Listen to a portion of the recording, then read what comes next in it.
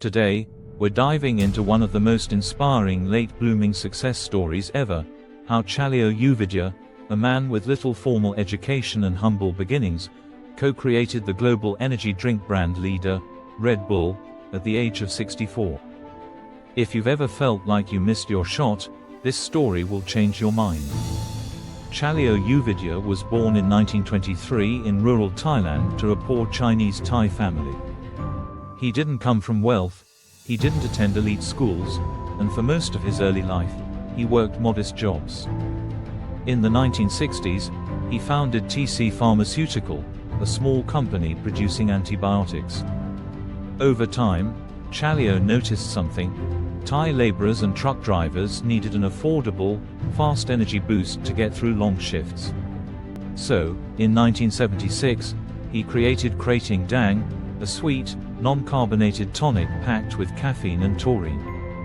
It quickly became a hit across Thailand. Fast forward a few years to the early 1980s. Dietrich Mateschitz, an Austrian businessman traveling through Thailand, tries Krating Daeng and has a light bulb moment. He believed this drink could go global.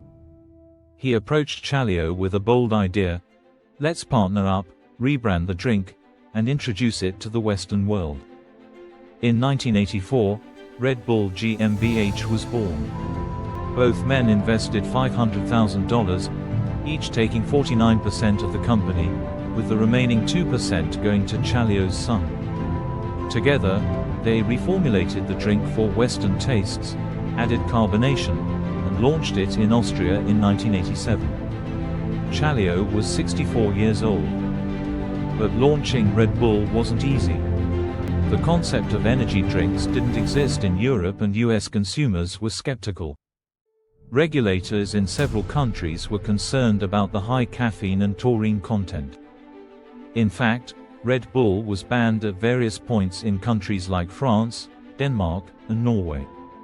Another challenge forced Red Bull to change its slogan to "Red Bull gives you wings," spelling it W-I-I-N-G, after facing a class action lawsuit over the misleading claim that their product would literally give consumers wings. To settle the lawsuit, Red Bull agreed to pay a significant sum of money and changed its slogan.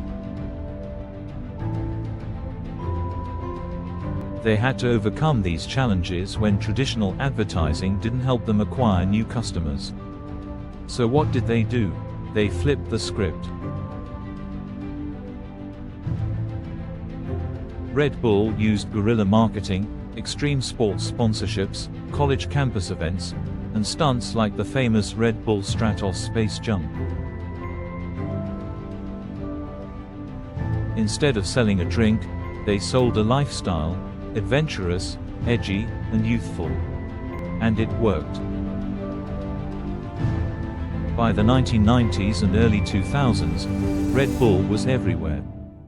When Chaleo passed away in 2012 at the age of 88, Red Bull was valued at around $10 billion, and his personal fortune was estimated at $5 billion, making him one of the richest people in Thailand. As of today, Red Bull is worth more than $20 billion, selling over 11 billion cans per year in more than 170 countries. It remains the undisputed leader in the energy drink market. Despite his massive success, Chaleo remained low-key.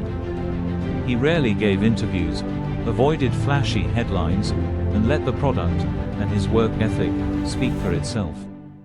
When he died, major outlets like the Wall Street Journal and BBC described him as a reclusive billionaire and a business genius who stayed out of the spotlight. But more than that, he was admired for his vision, humility, and proof that you don't need to be loud to leave a lasting legacy. Chaleo Yoovidhya's story is more than a business success. It's a reminder that it's never too late to start something big. Whether you're 25 or 65, if you've got an idea and the drive to see it through, you can create your own wings. So dream big, start where you are, and keep thriving. If you found this story inspiring, be sure to like, comment, and subscribe for more stories of real people making bold moves later in life. Let me know if you'd like a short version for Reels, Shorts, or TikTok too.